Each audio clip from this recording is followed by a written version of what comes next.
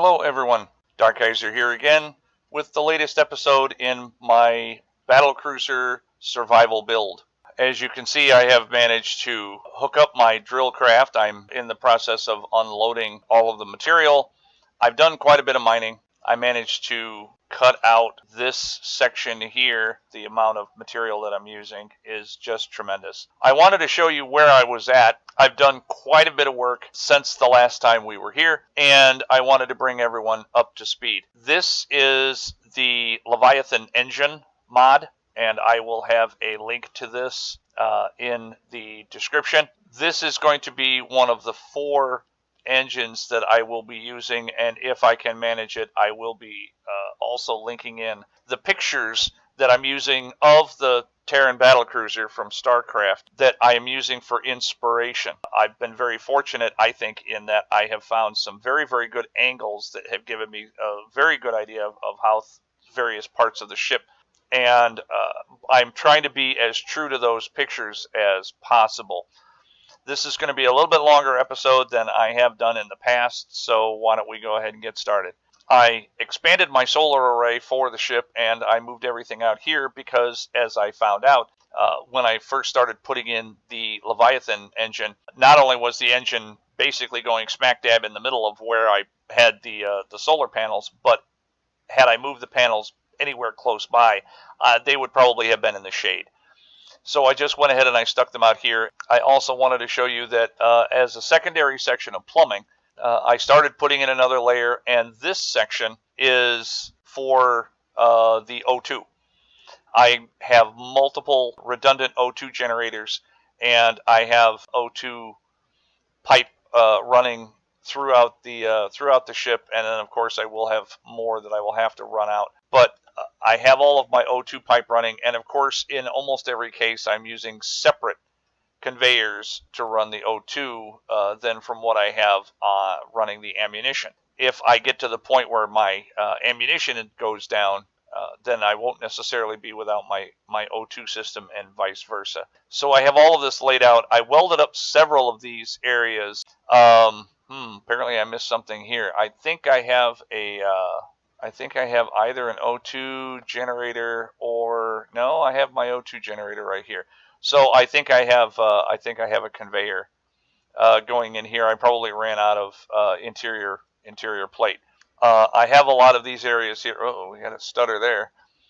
Again, heavy armor block, but I'm welding up everything where I'm placing the actual equipment. In this case, I have all of the oxygen generators underneath these areas, and I welded these areas up because I wanted to make sure that I didn't have anything that was shut off behind anything else. Nothing makes me more upset than to find out that I have an area that I have to cut something out that I've already put in to go ahead and weld it up.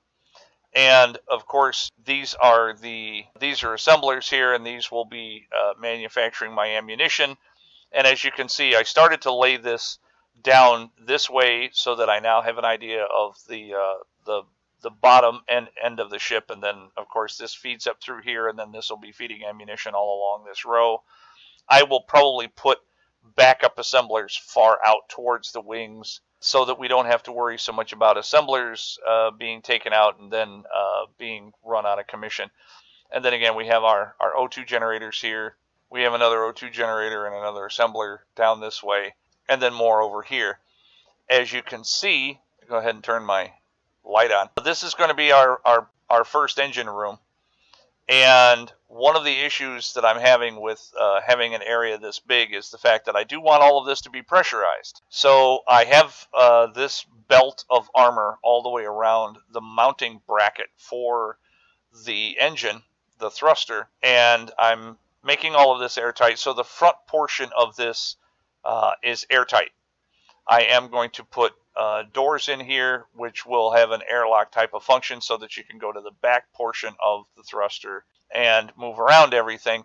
And that's mostly for role play purposes, since if the thruster were damaged, you can go ahead and you can weld it up from here. As you can see, I put in a little bit of steel plate. I put in about 1,100 steel plates, and that's primarily because I had such a hard time putting the thruster in. The placement of these things, because they are so large And the blocks that serve as valid connecting blocks are almost at the limit of your reach for block placement. So I had so much trouble getting the thing put in, and then twice while I was in the process of placing that in, I was grinding away at something, and I would accidentally grind across the thruster, and then the thruster would disappear. And so then I would have to go back and start over. So I went ahead and I put in about 1,100 thrusters, or 1,100 steel plates rather, so that I don't have to worry about accidentally brushing against the thing with a grinder and totaling it out. And of course, the build models of this particular mod are not complete yet. So once you put it down with even one steel plate on it, you get an idea, you see exactly what it's going to look like. And I don't necessarily think that that's a bad thing, because it gave me a very clear picture of how the thing is going to look in place. So I got to see it in context. Now, the other thing that I did, which was very important, and I spent a couple of days on this, was I managed to get all of my gravity generators in. I plan on the entire ship being under 1G, and so here we go, and we have the generators on, and we're going to give you an example of how this works. Now, as you can see, we are under 1G, and I do have, now that I have everything turned on, I have antennas placed on the ship. Antenna 1 is over there, as you can see. Antenna 2 is back here. And I think I have another one further up at the bow. But this enables me to actually see the gravity field that these things are generating. And this is how I managed to place everything. Because, of course, this is the limit of the gravity field. So what I had to do was I had to place all of these things, and then I had to check for gaps, and then I had to check for overlap. So now we've got this one on, and as you can see, we are still under 1G. And as we reach this transition point, and this was the fussy bit, you can see that we transition from one gravity field to the other gravity field, and we're still under 1G. And in many cases, I had to measure things out by the half meter in order to keep from having some sort of overlap or some sort of conflict. Now, I ran the bottom down to here, and this gives me, this is the amount of space that I have to mess with for putting in systems that will go underneath this thruster. I plan on having a secondary bridge down here, and once I show you the picture, you'll understand why. I want it to be as far from the main bridge as possible. You can see that I had to put in a reactor out here to actually power everything, because at one point I wanted to have all of this stuff powered all at one time, just so that I could check and make sure that all of my gravity generators were working, and I had everything up and running all at one time. But there was no way that I could power all of that with solar, so I had to put in the reactor. Unfortunately, as you could see a moment ago, the thing is shut off because again, I don't have enough uranium to even say so. Now, these, I do have quite a bit of field that extends out past the side of the ship, but I did that primarily so that I would have an area around the ship where I could work under gravity on the outside if necessary. And again, as you can see, it extends quite a ways up. The gravity field extends quite a ways up, and so the highest point on the ship will have to be no higher than this. If it is, then it will have to be an armor only area and not some area that you can actually inhabit. And I spent quite a bit of time mining all of the material necessary to make enough gravity components so that I could actually set all of this up. Now, I plan on having a secondary gravity system that will run just along the keel of the ship, but I consider that to be of a lot less importance than having all the primary gravity up. So once I have all of this up, then I can safely and accurately test out areas of the ship with regards to whether or not I can get around and whether or not I can move from place to place on the ship. As I said, I am doing this in something of a role play mode because I do want to actually be able to reach any part of the ship, so that if it turns out that I need to actually repair something, I want it to be as if someone on the ship, a crewman on the ship, had to actually go and repair it. Now, this was a test weld that I did with my, you can see I call it the carpet welder, and I have that back there, and I'll show you in a moment. But I was able to weld this area up in just a a few minutes because the welder is probably actually way overdone from what I actually need. And then, of course, I had several blocks where I simply ran out of material. And again, we have our redundancy on our O2 systems and so on and so forth. One of the things that's going to be very, very fussy doing all of this is the fact that all of the plumbing is going to be very, very detailed, very complex, because I do want to make sure that all of the areas have pressure that are going to need it, and so on and so forth. Now, this is my carpet welder, and I currently have it inverted because I have solar panels on it to recharge the batteries, because I actually can't use the power in the thing as fast as I would like because I simply can't make steel plate fast enough. So I load the thing down with steel plates, and as you can see, it has quite a load of batteries. And then I fly this underneath the ship, and I use it for welding. And it works out very, very well. I think I have 30 welders on top, and as I said, it's a beast, but it goes through metal plate like nobody's business. So I spent a lot of my time the last few days mining, and then I started refining, and I was very, very pleased with the fact that I had started the pre-refining process while I was drilling, and I grabbed a lot more stone out of the asteroid than I probably should have. But I wanted to get all of the iron if possible, and I actually consider these two rocks to be navigational hazards because they are so close to the battlecruiser. And so now that I have my my miner Delta all set up, and it works very well, I will probably, on a couple of subsequent passes, I'll probably come back and just completely disintegrate these asteroids. I also was forced to add some jump drives, primarily because, as you can see from some of the places that I've had to go 10 or 15 kilometers in order to find all of the material that I needed. And I have not done that much exploration, and I will, of course, have to do more. And as you can see, I have more than enough thrusters on the thing to maneuver it.